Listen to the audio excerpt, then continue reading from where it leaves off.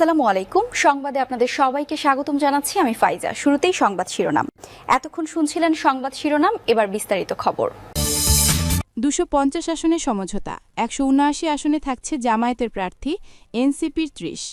আসন্ন ত্রয়োদশ জাতীয় সংসদ নির্বাচনকে ঘিরে বাংলাদেশ জামায়াতে ইসলামীর নেতৃত্বাধীন ১১ দলীয় নির্বাচনী ঐক্যজোটের আসন ভাগাভাগি চূড়ান্ত হয়েছে।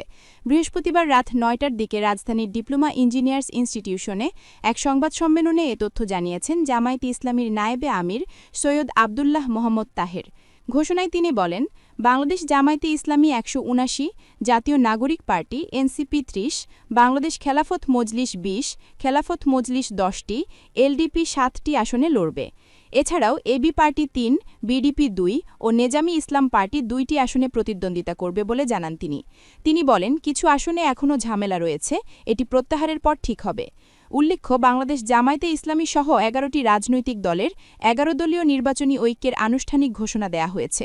এই ঘোষণা মঞ্চে ইসলামী আন্দোলন বাংলাদেশের আমির ও চরমোনাই পীর মুফতি সৈয়দ মোহাম্মদ রেজাউল করিমের জন্য চেয়ার রাখা হলেও তিনি বা তার দলের কেউ সেখানে যোগ দেননি।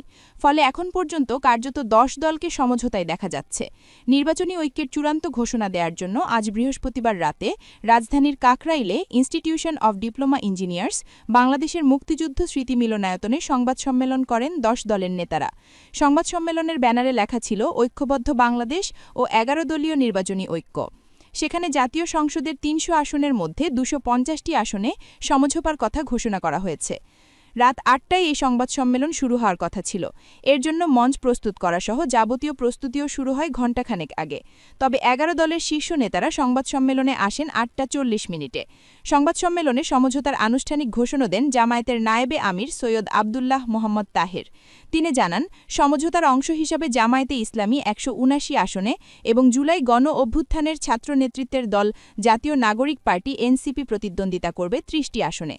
ঐক্যবদ্ধ মাওলানা মামুনুল হকের নেতৃত্বাধীন বাংলাদেশ খেলাফত মজলিস ২০টি, খেলাফত মজলিস ১০টি, এলডিপি ৭টি, আমার বাংলাদেশ পার্টি এবি পার্টি ৩টি, বাংলাদেশ ডেভেলপমেন্ট পার্টি বিডিপি ২টি ও বাংলাদেশ নেজামে ইসলাম পার্টি ২টি আসন পাচ্ছে।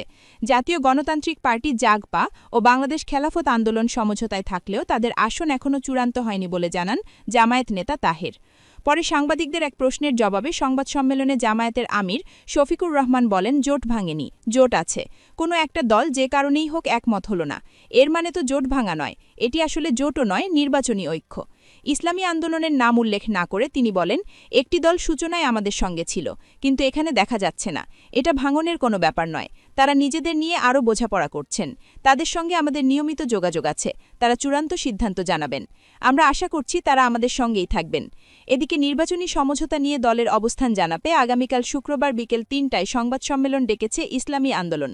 ঢাকার পুরানো পল্টনে দলের কেন্দ্রীয় কার্যালয়ে এই সংবাদ সম্মেলন হবে বলে রাত ৮:৩০টার দিকে দলটির এক সংবাদ বিজ্ঞপ্তিতে জানানো হয়।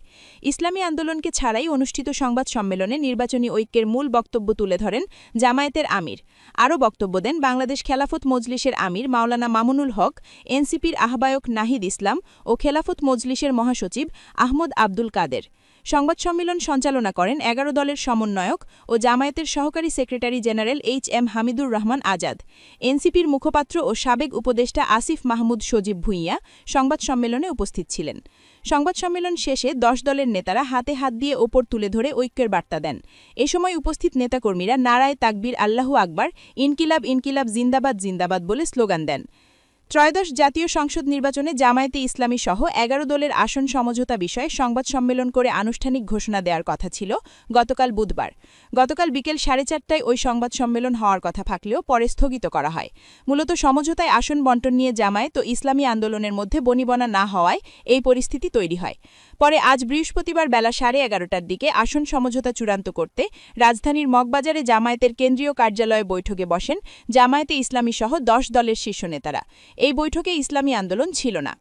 এ সময় উপস্থিত ছিলেন জামায়াতে ইসলামীর সহকারী সেক্রেটারি জেনারেল হামিদুর রহমান আজাদ, এহসানুল মাহবুব জোবায়ের, এলডিপি প্রধান কর্নেল অবসর অলি আহমেদ, এনসিপির আহ্বায়ক নাহিদ ইসলাম, বাংলাদেশ খেলাফত মজলিসের আমির মাওলানা মামুনুল হক, বিডিপির চেয়ারম্যান আনোয়ারুল ইসলাম চাঁদ, এবি পার্টির চেয়ারম্যান মুজিবুর রহমান মঞ্জু, খেলাফত মজলিসের মহাসচিব আহমদ আব্দুল কাদের, জাগপার মুখপাত্র ইঞ্জিনিয়ার রাশেদ প্রধান, নিজামে ইসলাম পার্টির আনোয়ারুল হক, সাবেক স্থানীয় সরকার উপদেষ্টা আসিফ মাহমুদ সজীব ভুঁইয়া প্রমুখ।